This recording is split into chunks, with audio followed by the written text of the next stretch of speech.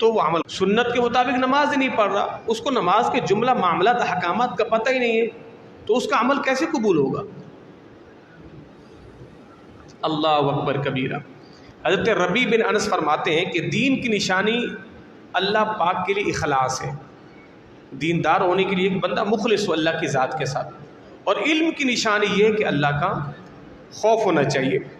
حضرت ابو ثمامہ رحمۃ اللہ تعالی بیان فرماتے ہیں کہ ایک دفعہ حضرت عیسیٰ علیہ السلام کے جو حواری تھے نا، حواری جیسے آپ علیہ السلام کے اصحاب ہیں جناب عیسیٰ کے حواری، تو انہوں نے حضرت عیسیٰ کی بارگاہ میں عرض کیا، اے اللہ کے نبی، اللہ پاک کے لیے اخلاص کیا ہے؟ تو فرمایا اخلاص یہ ہے کہ بندہ کوئی عمل کرے لیکن اس بات کو پسند نہ کرے کہ کوئی شخص اس کے اس عمل پر اس کی تعریف کرے۔ اللہ کے لیے اخلاص یہ ہے کہ بندہ کرے تو اللہ کی ذات کے لیے، مگر اسے یہ بات ہرگز پسند نہ ہو کہ کوئی شخص میرے اس عمل پر میری تعریف کرے، تو یہ اخلاص ہے۔ مخلص ہے اللہ کی ذات کے ساتھ، مگر نیت یہ جو میں خیر کا کام کر رہا ہوں اس پر میری تعریف نہیں ہونی چاہیے، میرا چرچا نہیں ہونا چاہیے، میرا نام نہیں ہونا چاہیے۔ پھر حواریوں نے پوچھا، اے اللہ کے نبی، اللہ پاک کے لیے خیر خواہی کیا ہے؟ اللہ کے ساتھ خیر خواہی کرنے والا کون ہے؟ تو آپ نے کیا فرمایا؟ جو لوگوں کے حق سے پہلے اللہ کا حق ادا کرے، پہلے اللہ کا حق ادا کرے۔ جب اس پر دو چیزیں پیش کی جائے نا، ایک دنیا کے لیے اور دوسری آخرت کے لیے، تو وہ بندہ دنیاوی چیز کو لے لے اور اخروی چیز کو اگر لے لیتا ہے تو اس نے پھر اللہ کے لیے خیر خواہی نہیں کی۔ جب اس کے ہم دو چیزیں پیش کی جائیں، بھئی ایک دنیاوی ہے اور ایک اخروی ہے، تمہیں کیا پسند ہے؟ تو وہ کیا کرے؟ دنیاوی سے پہلے اخروی چیز کو پہلے اختیار کرے، تو یہ اللہ کے لیے خیر خواہی ہے۔ اللہ اکبر۔ حضرت عطا بن صاحب سے روایت ہے کہ حضرت علی مرتضیٰ رضی اللہ تعالی عنہ نے فرمایا کہ نیک عمل وہ ہے جس پر تم اللہ پاک کے علاوہ کسی سے تعریف کی خواہش ہی نہ رکھو، وہ نیک عمل ہے۔ اگر نیک عمل میں کوئی شخص تعریف کا خواہش مند ہے تو پھر وہ جو عمل ہے نا وہ اللہ کے لیے نہیں ہے۔ اللہ کے لیے عمل وہ ہے، جناب مولانا کی کیا فرماتے ہیں؟ اللہ کے علاوہ کسی کی طرف سے تعریف کی خواہش نہ ہو، بس۔ جناب علی مرتضیٰ فرماتے ہیں کہ تقوی کے ساتھ کیا گیا عمل قلیل نہیں ہوتا، وہ مقبول ہوتا ہے، اور ایک عمل کثیر ہے، بہت زیادہ عمل ہے، مگر اس کے اندر تقوی نہیں ہے۔ تقوی بمانا اللہ کا خوف ہی نہیں ہے، خشیت ہی نہیں ہے، تو فرمایا کہ وہ عمل جو ہے قلیل ہے، اور جو تھوڑا عمل ہے اس میں تقوی ہے، وہ بہت بڑا عمل ہے۔ جناب عبداللہ بن مسعود نے ارشاد فرمایا کہ اس شخص کے لیے خوشخبری ہے کہ جو اپنی عبادت اور دعا کو اللہ پاک کے لیے خالص کر دے، اس کی آنکھیں جو بھی دیکھیں وہ دیکھنا اس کے دل کو مشغول نہ کرے۔ یعنی کتنی خوبصورت بات ارشاد فرمائی ہے۔ اس شخص کے لیے خوشخبری ہے جو اپنی عبادت کو اور اپنی دعا کو اللہ کے لیے خاص کرے۔ کس طرح؟ اس کی آنکھیں جو بھی دیکھیں نا، تو اس کی آنکھیں دیکھنے کے بعد اس کا دل اس کی طرف مشغول نہ ہو، اس کے کان جو سنے اس کی طرف اس کا دل مشغول نہ ہو، اللہ پاک کا ذکر نہ بھولتا ہو، اور دوسروں کو دی ہوئی نعمتیں دیکھ کر وہ غمگین بھی نہ ہوتا، اس کے لیے خوشخبری ہے۔ لوگوں کی نعمتیں دیکھیں تو دل میں غم پیدا ہو گیا، یار اس کے پاس ہے میرے پاس نہیں ہے۔ کسی کا تذکرہ سنا کانوں سے تو دل میں لالچ پیدا ہو گئی، یار ہمیں تو کوئی پوچھتا ہی نہیں ہے۔ تو آنکھوں نے جو دیکھا توجہ نہیں دے، کانوں نے جو سنا توجہ ہی نہ دے، بس اللہ کے ذکر میں مشغول رہے اور وہ نعمتیں اسے غمگین بھی نہ کریں۔ بھائی ہر شخص کی کہانی الگ ہے، ہر شخص کے معاملات الگ ہیں۔ آپ کسی مالدار کو دیکھ کر یہ کہیں یار اس کے پاس یہ جو مال ہے میرے پاس، میں بھی اسی کی طرح امیر ہوتا، اور بھائی تو اس کی امیری تو دیکھ رہا ہے، تجھے اس کے وہ معاملات تو پتہ نہیں ہوگے جس کے اندر وہ الجھا ہوا ہوگا، جس پریشانی میں وہ ہوگا تجھے وہ تو معلوم نہیں ہوگا نا۔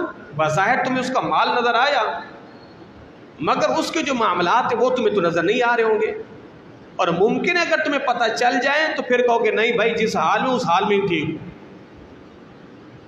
اور پھر اگر ان معاملات کو دیکھ کر ممکن ہے آخرت میں اس کے لیے کچھ نہ ہو، اللہ نے آپ کو دنیا میں دیا اور آخرت میں دیا ہو، تو اس لیے کامیاب زندگی گزارنے کا ایک نسخہ یہ بھی ہے۔ جناب فاروق اعظم رضی اللہ تعالیٰ نے بڑی خوبصورت بڑی کمال بات ارشاد فرمائی ہے، فرمایا کہ اپنے سے اوپر والوں کو دیکھا ہی نہ کرو، اپنے سے اوپر والوں کو دیکھا ہی نہ کرو، نہیں دیکھو گے تو تمہارا دل بھی غمگین نہیں ہوگا، دیکھو گے تو دل غمگین ہوگا، دیکھو ہی نہیں۔ کسی راہ سے چلے ہیں تو دیکھا جناب وہ عالیشان محلات، لوگوں کے کر و فر من و سلوا طرح طرح کے، دیکھو ہی نہیں، گزر جاؤ۔ دیکھو گے تو جاتے جاتے آپ کے دل میں طرح طرح کے خیالات، اللہ کی ذات پر شکوہ شکایت، نہ جانے کیا کچھ ہے، بس گزر جاؤ۔ فرمایا کہ اپنے سے نیچے والوں کو دیکھو، اوپر والوں کو نہ دیکھو۔ ہاں، اپنے سے نیچے والوں کو دیکھو کہ جن کے پاس کچھ میسر ہی نہیں ہے۔ اب دیکھ رہے ہیں یہ جو ہم سانسیں لیتے ہیں، اللہ کی کتنی بڑی نعمتیں۔ آج بھی اسپتالوں کے اندر یہ آکسیجن ایک ایک سانس کے لوگ ہزاروں روپے لاکھوں روپے دے رہے ہیں کہ بندہ ہمارا زندہ رہے، بس یہ آکسیجن یہ چلتا رہے۔ تو یہ جو اللہ کی نعمت ہے، سانس لینا چھوڑنا، فری میں روزانہ ہم نہ جانے کئی سلنڈر استعمال کر دیتے ہوں گے، کوئی ٹیکس تو نہیں اللہ کی طرف سے۔ کتنی نعمت ہے سانس، کتنی عالیشان نعمت ہے، اور بعضوں کو تو وہ سانسیں مصنوعی نہ جانے لاکھوں روپے میں کروڑوں روپے میں پڑ رہی ہیں، ہم تو اس کی ایک اس نعمت کا بھی حق ادا نہیں کر سکتے۔ اللہ اکبر کبیرہ۔ تو اس لیے نیچے والوں کو دیکھا کرو، اچھی صحت دیے ان کو دیکھے جن کی صحت ہی نہیں ہے، تو وہاں سے عبرت حاصل کرو نا، اوپر کیوں دیکھتے ہو، نیچے دیکھو۔ آپ کو 3 وقت کا کھانا میسر ہو رہا ہے، اللہ کا کرم ہے، اس کا فضل ہے، مل تو رہا ہے، ان سے پوچھیں جن کو ملتا ہی نہیں ہے۔ اللہ اکبر۔ تو جناب عبد الواحد بن زید فرماتے ہیں کہ قبولیت اور اخلاص ساتھ ساتھ ملی ہوئی ہے۔ اخلاص ہوگا تو عمل قبول ہے، اگر اخلاص نہیں تو عمل قبول نہیں ہے۔ اللہ اکبر۔ جناب عمر بن عبد العزیز کے پاس ایک شخص آیا، بلکہ آپ کے شخص کے پاس سے گزرے تو دیکھا کہ اس کے ہاتھ میں کنکریاں ہیں، وہ کھیل رہا ہے نا، ہاتھوں میں جو کنکریاں لے کے کھیل رہا ہے، اور دعا کیا کر رہا ہے، اے اللہ مجھے بڑی بڑی آنکھوں والی حوریں عطا فرما۔ اس کے ہاتھوں میں کنکریاں ہیں اور وہ کھیل رہا ہے، کنکریوں سے دعا بھی کر رہا ہے، اللہ بڑی بڑی آنکھوں والی حوروں کے ساتھ میرا نکاح فرما دے۔ تو آپ اس کے پاس کھڑے ہو گئے اور آپ نے فرمایا تم نے پیغام نکاح دینے والے بہت برے شخص ہو۔ یہ نکاح کا پیغام ہے نا اللہ کو، اللہ میرا بڑی بڑی آنکھوں والی حوروں کے ساتھ نکاح کر دے، اللہ کو پیغام دے رہا ہے۔ تو آپ نے فرمایا کہ تم نکاح کا پیغام دینے والے بہت برے شخص ہو۔ ایسا بھی کوئی نکاح کا پیغام دیتا ہے؟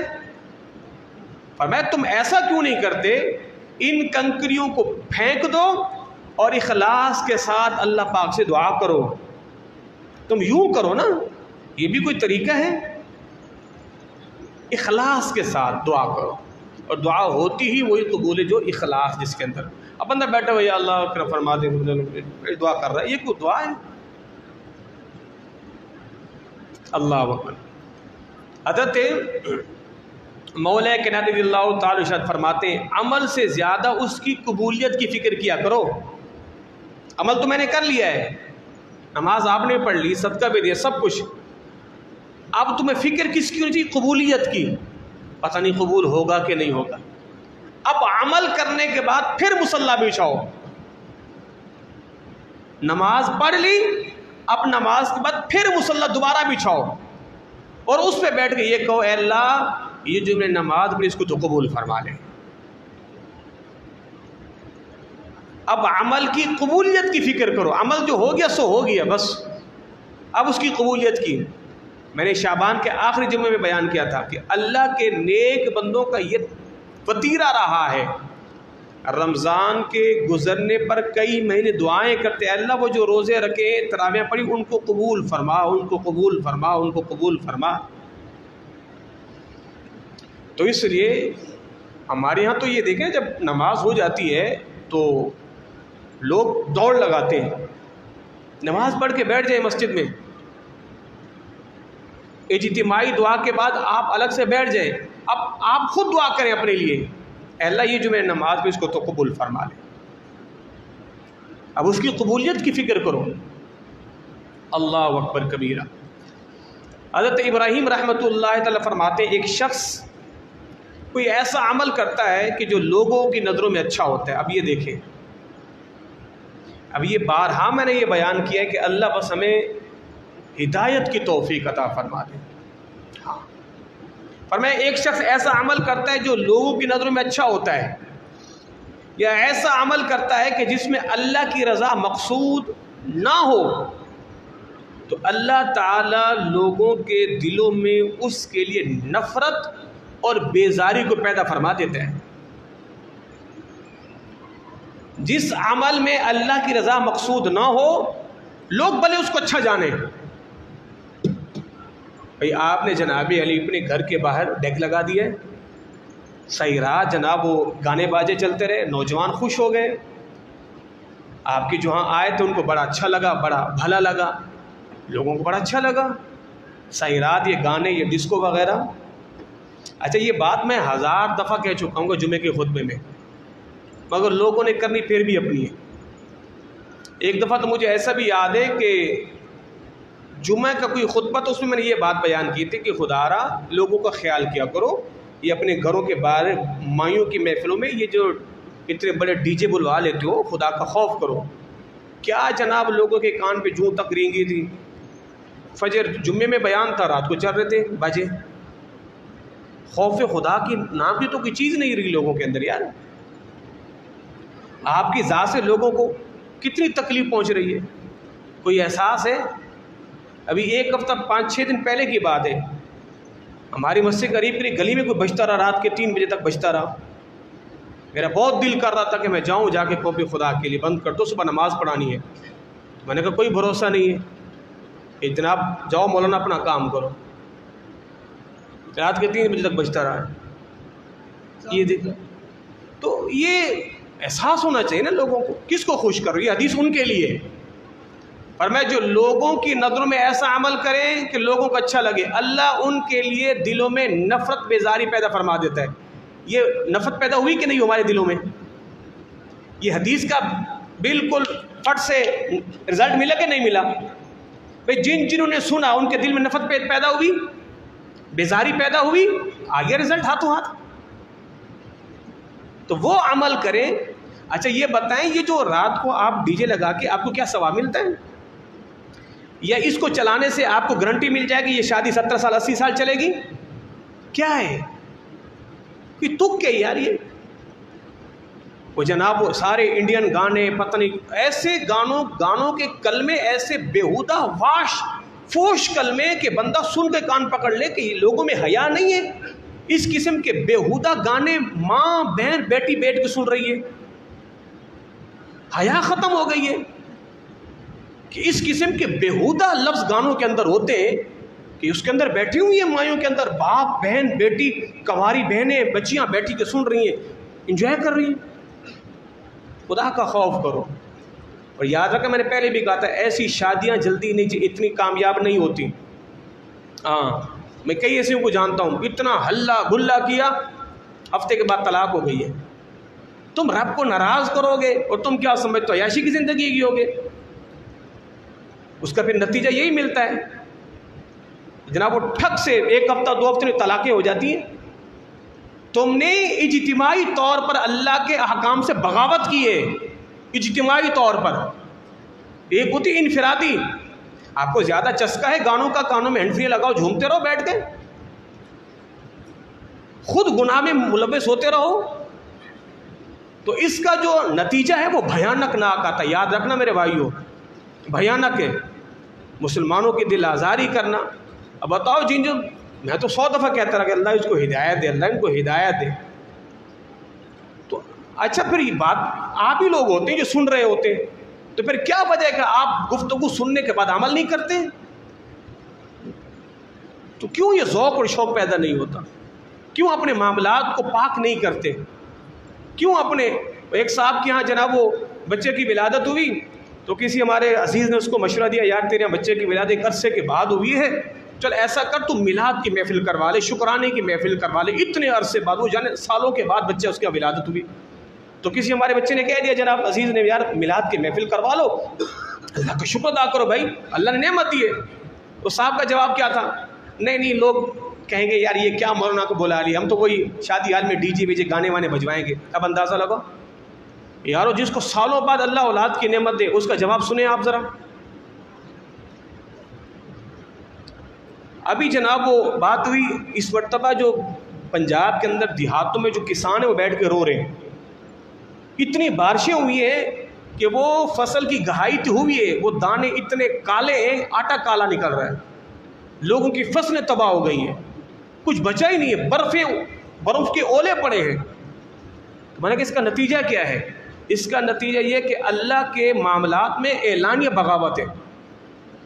آپ جا کے دیکھیں گاؤں دیہات کے اندر جتنے بھی جٹ برادری جو بھی ہے، نماز ایک بھی نہیں پڑھیں گے، ایک نماز بھی نہیں پڑھیں گے، سود پر سپرے لیں گے، سود پر کھاد لیں گے، سارے جملہ معاملہ سود پر ہو رہے ہیں، پھر کہتے ہیں کہ ہماری فصلیں تباہ ہو گئی ہیں۔ اب آپ دیکھیں اس زمانے میں یہ سپرے یہ کھادیں کچھ بھی نہیں ہوتی تھی، زمین میں بیج بو اللہ رزق دیتا تھا۔ وجہ یہ تھی کہ اس دور میں اگر لوگ بیج بھی بوتے تھے نا، باوضو نماز پڑھ کے بیج بویا کرتے تھے۔ آج ان ساری خوراکوں کے اندر ایسے ایسے کیمیکل آ گئے کہ ہم کھا پی کر اتنے ہٹے کٹے موٹے ہو گئے، ہمارے اندر جان نہیں ہے۔ وجہ کیا ہے؟ وجہ یہ کہ ہمارے عملوں میں اخلاص نیکی سب ختم ہوتی جا رہی ہے، بیٹے رو رہے، اس کے باوجود بھی لوگ دین کی طرف نہیں آ رہے، دین کی طرف۔ اب آپ دیکھیں رات کو اب سنتے کہ جناب وہ فلاں جگہ پہ زلزلہ آیا، زلزلے کے جھٹکے محسوس ہوئے، پوری بلڈنگ ہلنے لگ گئی، پوری بلڈنگ سے ہزاروں لوگ سڑکوں پر آ گئے، سب کہہ رہے لا الہ الا اللہ صلی اللہ علیہ وسلم، یا اللہ بچا لے، یا اللہ بچا لے بچا لے۔ جھٹکے رکے؟ آپ بتائیں جو رات کے 3 بجے اٹھ کے روتا رہا اے اللہ بچا لے بچا لے، 5 بجے وہ نماز پڑھنے کے لیے نہیں گیا، 4 بجے جو روتا رہا اللہ بچا لے ان زلزلوں سے، 5 بجے وہ نماز فجر کے لیے مسجد میں نہیں آیا۔ یہ کیا ہے یہ؟ تو پھر اللہ کی رحمتیں ہماری طرف کیسے اتریں گی؟ جب میں کہتا ہوں الہی میرے احوال دیکھ، حکم ہوتا ہے بندے تو اپنے نامہ اعمال دیکھ، ہم یہ کہیں اللہ تو یہ بھی دے یہ بھی دے، تو بزرگ فرماتے خیال کیا کرو تمہارا منہ بھی تو ہو مانگنے والا، تمہارے کردار بھی تو ہو مانگنے والے، پھر بندہ تھوڑا سا جچے گا بھی صحیح۔ اور جن کے تھے وہ تو مانگتے نہیں تھے ڈر سے۔ جناب امام اعظم ابو حنیفہ رضی اللہ تعالیٰ کا ایک شخص تھا، آپ کی دکان پہ کام کرتا تھا، تو اس نے کہا اللہ جنت الفردوس عطا فرما دے۔ فرمایا کہ اتنی بڑی چیز اللہ سے مانگ رہے، پلے بھی کچھ ہے کہ نہیں ہے؟ یہ ان کے تقوی کا عالم تھا۔ تو اس لیے آخر کار ہم نے لوٹ کر آنا وہی ہے، دوبارہ پیچھے والے معاملات میں لوٹ کر آئیں گے۔ تو اب دیکھیں یہ جو مہنگائیاں، یہ معاشی، یہ بحران سب، اور یہ بھی یاد رکھنا یہ جو آج کل اہل عرب جو ہے نا وہ چھٹاکے دار گاڑیوں پہ گھوم رہے ہیں، انہوں نے پلٹ کے آنا دوبارہ اونٹوں کی سواریوں کے اوپر ہے، اور یہ وقت آنے والا ہے یہ عرب دوبارہ پھر سے اونٹوں پر آئیں گے، کیونکہ سرکار کا فرمان ہے ویل للعرب، عرب کے لیے ہلاکت ہے، اور عرب نے ہلاک ہونا ہی ہونا ہے۔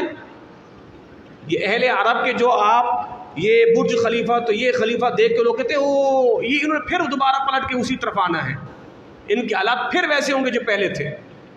کیوں؟ اللہ کے ساتھ اعلانیہ بغاوت ہے، دین کے احکاموں کو پامال کیا جا رہا ہے۔ تو خدارا آپ اپنے گھر کے سربراہ ہیں، آپ سے سوال ہوگا۔ اکثر لوگ کہتے ہیں یار مولانا صاحب میری گھر پہ چلتی نہیں، کیوں نہیں چلتی آپ کے گھر پہ؟ آپ کے گھر میں بے حیائی کا پروگرام اور آپ کی چلتی نہیں ہے؟ کیسے سربراہ ہو بھائی آپ؟ ایک بچہ آپ سے سیدھا نہیں ہو پا رہا، قیامت میں پھر آپ سے پوچھ گا جس کی ہونی ہے۔ لوگ کہتے ہیں مولوی صاحب کیا کریں، بچے ہیں، کہتے نہیں ہلا گلا ہو جائے گا۔ حاجی صاحب بھی بیٹھے ہوئے ہوتے ہیں، جب وہ مائیوں کے اوپر جب وہ اسٹیج پر بچیاں ناچ رہی ہوتی ہیں، وہ مائی صاحب بھی بیٹھ کے دیکھ رہے ہوتے ہیں، 5 وقتہ نمازی ہیں۔ ڈنڈا اٹھا کے کھڑا ہو جانا چاہیے. بغیر تو یہ نظام نہیں چلے گا. جب تک میں زندہ ہوں گھر کے اندر بے حیائی، یہ ڈی جے، یہ فحش بالکل نہیں چلیں گے. میرے مرنے کے بعد جو تمہارا دل پہ زخم مارتے رہنا. تو یہ نظام بناؤ بھائی، اپنی اولاد کو یوں سیدھے راستوں پہ ڈال کے جاؤ. نہیں ڈالا تو قیامت کے دن آپ سے بھی پوچھ گچھ ہوگی. اور پھر کچھ لوگ پتہ ہے دلیلیں کیا آتی ہیں، ارے صاحب اور شادی تو ایک ہی دفعہ ہوتی ہے، تو ایک ہی دفعہ ہوگی تو رب کو ناراض کرو گے. تم بار بار کرو، 4 کی اجازت ہے پھر 3 دفعہ اور کر لو، پر خیر والے طریقے سے یاد کرو. تو اللہ تعالیٰ عمل کی توفیق عطا فرمائے. تو یہ حدیث میں نے کیا بیان کی؟ جو لوگوں کی نظروں میں اچھا ہو یا ایسا عمل کرے جس میں اللہ کی رضا مقصود نہ ہو، اللہ لوگوں کے دل میں اس کی نفرت بیزاری پیدا کر دے گا. پھر اگلا رخ بھی سنے، اگر کوئی شخص ایسا کام کرتا ہے جسے لوگ نہ پسند کریں، پرواہ نہیں ہے، مگر اس میں نیت اللہ کی رضا کی ہو، تو اللہ تعالیٰ لوگوں کے دلوں میں اس کی محبت اور اس کی قبولیت کو پیدا فرما دیتا ہے. ہاں، اللہ کی بارگاہ میں مقبول ہو جائیں گے، قبولیت ہو جائے گی، آپ کا اذن عام، مقبول عام ہو جائیں گے. آپ جیتے جی نہ لیں، مرنے کے بعد آپ کا نام تو لیں گے ہی لیں گے. بڑا اچھا آدمی تھا بھائی، بڑا نیک آدمی تھا، فیصلے کا بڑا اٹل تھا. آج کل آپ دیکھتے جو باپ اولاد کو ڈانٹتے ہیں، اولاد کہتی نہیں میرا باپ تو ظالم ہے، ہٹلر ہے، یہ وہ. جب باپ چلا جاتا ہے پھر کہتے ہیں نہیں وہ بڑا اچھا آدمی تھا، وہ ہماری خیر خواہی کے لیے کرتا تھا، وہ ہماری بھلائی کے لیے کرتا تھا، اس کا یہ سوٹا یہ ڈنڈا ہماری بھلائی کے لیے تھا. پھر وہ اولاد روتی ہے تو ظاہر ہے اس رونے کا کوئی فائدہ تو ہے نہیں. اس وقت تم نے ان کی دل آزاری نہ کی ہوتی، ان کو خوش کیا ہوتا. اللہ کے کم از کم جاتے جاتے اپنی آنکھوں کو ٹھنڈا تو کرتے جاتا نا آپ کا باپ، چلے یار میرا یہ سرمایہ نیک کام میں لگے ہے. ہمارے ایک بزرگ ہیں پنجاب کے اندر، زہر پیر ایک مشہور جگہ ہے، خورشید احمد خورشیدی صاحب بڑے جناب عالی شان بزرگ ہیں، اور قبلہ حضور غزالی زماں کے کلاس فیلو بھی ہیں. اللہ تعالیٰ نے انہیں علم ایسا عطا فرمایا، اللہ اکبر، بہت بڑے عالم دین تھے، بہت بڑے. ان کی جو اولاد تھی نا، ان کی اولاد میں سے کوئی بھی بچہ بھی عالم نہیں بنا، ایک بیٹا بس ان کا حافظ بنا تھا. ذمہ دار آدمی تھے، کھیتی باڑی سارے معاملات.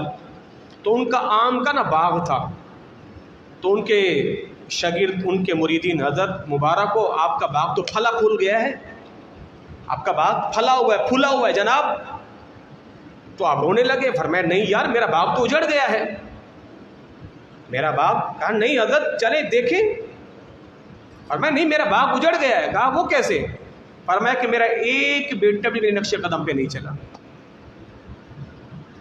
میرا ایک بیٹا میرے نقش قدم پہ نہیں چلا، وہ دین والے راستے میں آیا ہی نہیں ہے. میرا باغ تو یہ تھا، یہ اجڑ گیا ہے بس. تو یہ دل کا باغ یہی ہے. حضور السلام کی بارگاہ میں ایک شخص تھا، وہ اپنے ساتھ اپنے بیٹے کو لگا کے چلا کرتا تھا. بچپن میں والدین بیٹے کو جہاں بھی جاتے ہیں انگلی سے پکڑ کے گھماتے رہتے ہیں. تو ایک صحابی تو اپنے بیٹے کو جب بھی حضور کی بارگاہ میں وہ لے کے گھومتے تھے. تو ایک عرصہ وہ نظر نہیں آیا نا، تو حضور نے فرمایا صحابہ سے وہ کہاں ہے؟ کہا حضور اس کے بیٹے کا انتقال ہو گیا، اس کے بیٹے کا انتقال ہو گیا. پھر حضور السلام نے ارشاد فرمایا کہ جب اللہ تعالیٰ کسی شخص کے بچے کی روح کو قبض کرواتا ہے نا فرشتوں سے، اور پھر وہ فرشتے اللہ کی بارگاہ میں جب جاتے ہیں تو اللہ تعالیٰ ارشاد فرماتا ہے کہ تم نے میرے بندے کے باغ کے پھل کو توڑ دیا. یہ اولاد کیا ہے؟ بندے کے باغ کے پھل ہیں، پھول ہیں، جبکہ اللہ جانتا ہے. اللہ فرماتا ہے میرے فرشتوں تم نے میرے بندے کے پھل کو توڑ دیا. تو فرشتے کہتے ہیں جی پروردگار. تو اللہ تعالیٰ فرماتا ہے پھر میرے بندے نے کیا کہا؟ اس نے کوئی جزا فضا کی، کوئی کلمہ شکوہ زبان پہ لایا؟ فرشتے کہتے ہیں نہیں. اللہ فرماتے کیا کہا اس نے؟ اللہ اس نے کہا انا للہ و انا الیہ راجعون. بس اس نے اللہ اپنے بچے کے انتقال پر تیری حمد کی ہے. تو اللہ فرماتا ہے اس بندے کے لیے جنت میں ایک گھر بنا دو، اور اس گھر کے اوپر ایک تختی لگا دو جس تختی پہ لکھا ہو بیت الحمد، یہ حمد والے کا گھر ہے، یہ حمد والے کا. تو اصل باغ باغیچہ آپ کی اولاد ہے. ہاں تو اس پر آپ کیا کریں؟ اپنی نظروں کو رکھیں، ان کے مستقبل کی فکر. خیر کیا ہے، شر کیا ہے، باپ بیٹھے بتائے، اور باپ اپنے تجربات اپنی اولاد کو بتائے۔ زندگی میں مشکلات بھی آئیں گی، مجھ پر بھی مشکل آئی تھی، پر میں نے یہ راستہ تو اختیار نہیں کیا۔ مجھ پر کٹھن وقت بھی آیا تھا، میں نے یہ راستہ تو اختیار نہیں کیا۔ تو آج یہ جو اولاد میں اور باپ کے اندر جو دوری ہے نا، یہ بہت نقصان دہ ہے، بہت نقصان دہ۔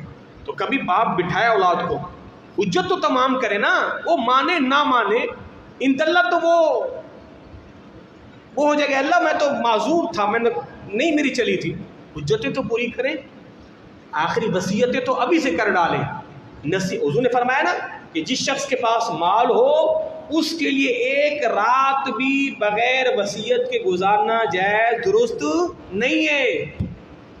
اپنے پاس اپنی وصیتیں لکھ کے رکھے، اولاد کو کہہ کے رکھے۔ اچھا یہاں پر ایک اور بات بھی غیر معاشرے کے حوالے سے، اور یہ بھی یاد رکھیں، ابھی ایک ہفتہ پہلے ایک خاتون ہماری ماں آئی تھی، وہ کہہ رہی ہے کہ میرے بچے میری بیٹیوں کو حصہ نہیں دے رہے، میرے بچے میری بیٹیوں کو حصہ نہیں دے رہے، اور کچھ والدین بھی یہ کر دیتے ہیں کہ بیٹا ہم نے تو آپ کی شادی کرائی تھی تو آپ کا حصہ اب نہیں ہے، وہ جہیز کی مد میں ہم نے آپ کو جو دینا تھا دے دیا ہے، اب آپ کا اس پلاٹ میں مکان میں کوئی حصہ نہیں ہے، آپ کی بہنوں کو ملے گا۔ یہ باپ بالکل غلط کر رہے ہیں، اپنی قبر کے لیے وبال جان بنا رہے ہیں، یہ کوئی اصول نہیں ہے۔ آپ نے بیٹی کی شادی کر دی، اس کو جہیز میں سامان دے دیا اور آپ نے کہا جی بس میں بری اسی میں آپ کو وراثت میں کچھ، بالکل غلط ہے۔ اور پھر یہی بولی مرنے کے بعد بیٹے بھی بولتے ہیں جو ابا بول کے گیا تھا، اب ابھی یہی کہہ کے گیا تھا، دیکھو ابا نے تو کہا تھا نہیں، بیٹی کو برابر حصہ ملے گا، بیٹی کو برابر حصہ ملے گا، آپ اس کو جہیز میں بھلے اس کے وراثت سے ڈبل ٹرپل حصہ دے دو، وہ آپ کا معاملہ ہے، اس کو وراثت میں حصہ ملے گا۔ اور دوسری بات، ایک خاتون کہنے لگی کہ میرے بھائی مجھ سے کہہ رہے کہ ہمیں معاف کر دو، ہم نے معاف کر دیا ہے۔ بھائی کے کہنے پر معاف کرنا یہ بھی کوئی شرعاً معاف نہیں ہوتا، اور بھائی نہ کہے بہن خود سے معاف کر دے یہ بھی معاف نہیں ہے۔ تو معاف ہوگا کب؟ کہ جب بھائی بہن کے ہاتھ میں حصہ دے دے اور وہ اپنے پاس مل کر لے، اس پر قابض ہو جائے، پھر اگر وہ دے گی تو معاف ہوگا، پھر وہ معاف ہوگا۔ ایسے معاف نہیں ہوگا کہ بہن کہہ دے بھائی میں نے تجھے معاف کر دیا، نہیں معاف نہیں ہوگا ایسے۔ کیوں؟ اس لیے کہ وہ مجبور ہے، اس کی یہ جو معافی ہے وہ مجبوری کے تناظر میں ہے، اس لیے کہ اس نے ماں کے گھر میں آنا جانا بھی تو ہے نا، کسی دکھ میں تکلیف میں پھر بھائی تھوڑی کھڑے ہوتے ہیں۔ اگر شوہر نے اس کی بہن کی پٹائی کر دی، بھائی کھڑا ہوگا؟ نہیں، تو نے مجھے حصہ نہیں، میں نہیں آ رہا۔ تو وہ اپنے مستقبل کی سیکورٹی کے لیے وہ کہتے ٹھیک ہے بھائی میں نے تو یہ معاف کیا ہے۔ خدا را یہ ظلم مت کیا کریں، یہ ظلم مت کیا کریں، دے دیا کریں اپنی بہنوں کو حصہ۔ میں نے کہا ایک خاتون آئی تھی کہ میرا شوہر مجھے مارتا ہے، کیوں؟ کہتا ہے اپنا حصہ لے کر اپنے بھائیوں سے کیوں نہیں لا رہی، اس کے لیے دنیا والے تم تو مار دو یار، کمال ہوگے پھر سے بنا لو گے، اس پر جو روزانہ تانوں کی بوچھار ہوگی، اس کی زندگی کیسی کٹھن گزرے گی، آپ کو پتہ ہے۔ نمبر 1۔ نمبر 2، یہ وہ ریئل معاشرے کے ایک صاحب آگے بزرگ ہیں، وہ کہہ رہے ہیں کہ میرے بیٹے مجھ پر زور دے رہے ہیں کہ ابا جلدی کر ہمیں حصہ دے۔ وہ اولاد کیسی کم بخت نامراد خبیث قسم کی ہے کہ جو باپ سے کہہ رہی ہے مجھے میرا حصہ دو۔ او پاگل انسان، تیرا حصہ کہاں سے آیا؟ تو کما کے لایا تھا، تو کہاں سے؟ وہ حصہ تو تیرا ہے ہی نہیں۔ تو یہ جو اولاد کبھی کہتے ہیں یہ میرا پیغام پہنچایا کرو معاشرے کے اندر، 70 لاکھ کا پلاٹ ہے، 40 لاکھ کا، ابا میرا حصہ دے۔ او ظالم، تیرا حصہ کہاں سے آیا ہے؟ تیرا ہے ہی نہیں، جا مر کما اپنا خود بنا، وہ تو تیرے باپ کی کمائی ہے، تیری کمائی کہاں سے آ گئی؟ ہاں اگر باپ کا انتقال ہو گیا، وراثت میں جو تیرا بنے گا، اس سے پہلے اولاد کا مطالبہ کرنا یہ شرعاً ناجائز گناہ ہے۔ حیائی ختم ہو گیا اولاد کے نظروں میں، جیتے جی ابا میرا حصہ دے، وہ مر جائے پھر تیرے کو حصہ دے دے۔ اور پھر ایسی نادان اولاد کیا کرتی ہے، اپنے باپ کو حصہ لیا، باپ در در پہ گھوم رہا ہے، ماں در در پہ گھوم رہی ہے، پھر کوئی رکھنے بھی گوارا نہیں ہوتا۔